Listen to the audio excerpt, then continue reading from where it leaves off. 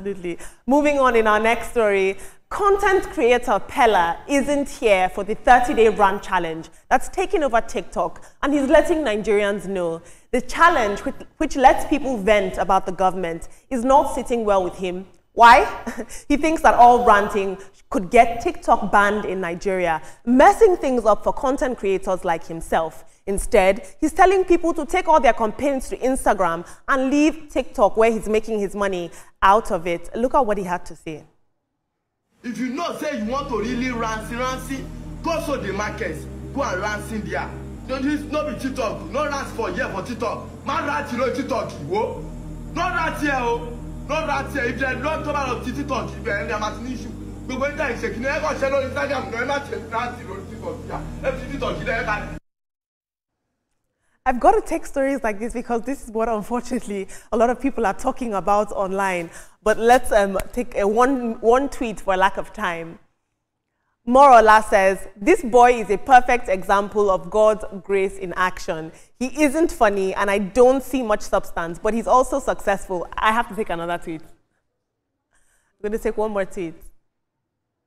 HRH King Emeka says, the way Nigerians love and promote dysfunctional people surprises me. People who excel in their fields are unknown, but silly people, people with low thinking faculties, immoral people, and people with backward brains are the ones promoted publicly. A platform comes with a responsibility, Peller, and so if you're going to discount the 30-day challenge, it's very individualistic of you, but I do understand that that is where you make your money. In our final story, a police team from the Force Intelligence Department in Abuja arrived in Lagos on Tuesday to rearrest the popular TikToker Olumide Ogunshanwo, also known as Seeking, during his court appearance. He's facing trial for alleged cyberbullying against Pastor Adeboye of the Redeemed Christian Church of God.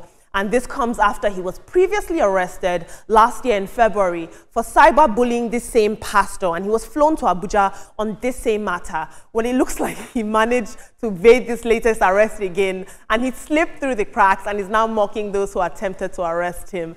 Let's take a look at this very short clip, just 2 seconds.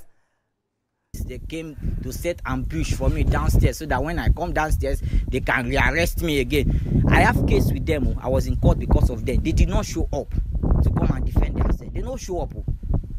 But they were able to show up to set ambush waiting for me downstairs so that when I get downstairs, they can rearrest me again. You know what? As you can see, I'm in my house. I'm chilling. Big shout out to my leader. Before I take it to Veronica and Ibrahim, I'd like you guys to please chime in on this conversation. If you think that you've got an interesting perspective you'd like to share with us, don't hesitate to tag us with the hashtag TrendingNowTVC on any social media platform. I promise that we are listening. Ibrahim and Veronica, you want to ask yourselves, who is Peller, who is Seeking? All right, Peller actually just ranted. That's all he did, and a lot of people didn't understand that. So that's it. And for Seeking, he doesn't know what this arrest is doing to his reputation. If he wants to travel out of the country, he might need to do a lot to get out. That's what it is. I don't know. Everyone feels they have freedom of speech and they can turn on their ring lights, turn on their camera and start saying a whole lot of things, regardless of the fact that the person you you harassed or you cyberbullied was Pastor Adeboye. It could be any other person. How could you call someone names? How could you call someone stupid using all those kind of invectives? You know, you don't have freedom of speech. If you think you do, then no one will guarantee you freedom after speech. We just need to be very, very careful. I'm very curious, Veronica. A lot of people are saying that in spiritual doctrine, it advises that we should not revenge, we should not move in violence. And lots of people are saying that why would I think they should just deal with him. A man of God, not leave this battle to God? What do you make of that?